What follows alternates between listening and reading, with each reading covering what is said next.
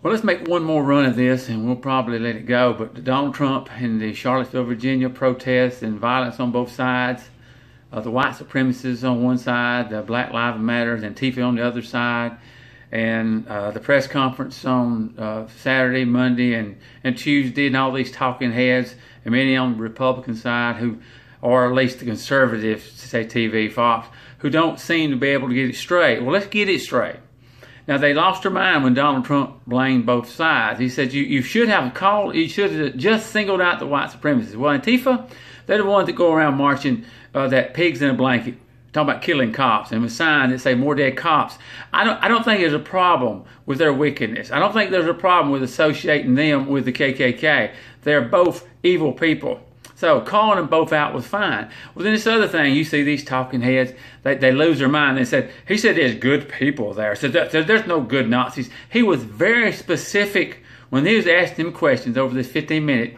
He asked him questions. He was very specific. He said there were people there who were not part of either group on either side. They just come there to protest. They weren't part of anything, and he called them good people. But for some reason, these talking heads people who just talk all the time, they don't get that. They keep on saying the same old thing. Are they stupid?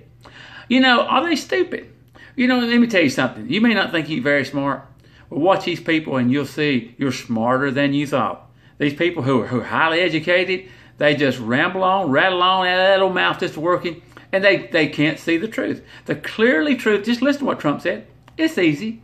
He says it is very specific. He condemned the hatred from the white group. Condemn the hatreds on the left groups too. Media don't like that. You're supposed to give these people a pat. Okay? Well, let's just be clear about that. These people, they get on my nerves because they don't seem to understand anything. And these things are simple to understand. They really are. They're simple to understand.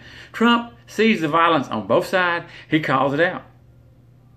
What he should do.